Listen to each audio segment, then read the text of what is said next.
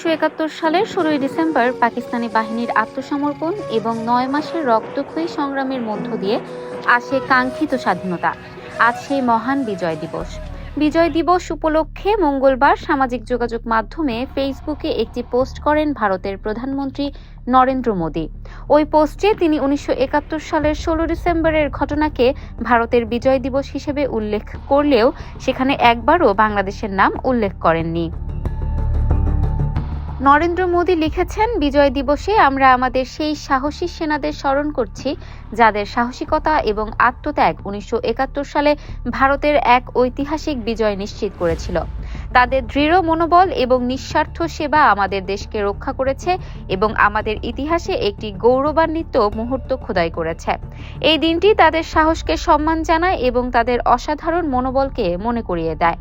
সেনাদের এই বীরত্ব ভারতের বহু প্রজন্মকে অনুপ্রাণিত করে তুলেছে।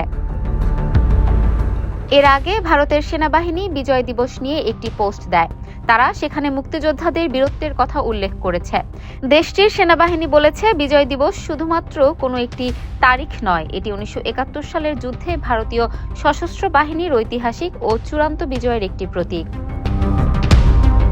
মুক্তিযোদ্ধাদের সঙ্গে ভারতীয় সেনারা কাঁধে কাঁধ মিলিয়ে যুদ্ধ করেছে উল্লেখ করে তারা বলেছে, এটি ছিল সেই বিজয় যেখানে মুক্তিবাহিনী ও ভারতীয় সশস্ত্র বাহিনী কাঁধে কাঁধ মিলিয়ে লড়াই করেছে, একসঙ্গে বাংলাদেশের স্বাধীনতার লড়াইকে নিয়ে গেছে চূড়ান্ত স্বাধীনতার দিকে।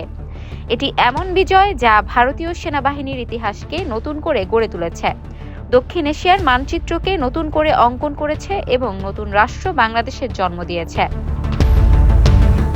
ভারতীয় সেনাবাহিনী আরও বলেছে, পাকিস্তানি সেনাবাহিনী পুরো জাতির ওপর যে নৃশংসতা, অত্যাচার এবং নিষ্ঠুরতা চালিয়েছে এই যুদ্ধ সেটির অবসান ঘটিয়েছে।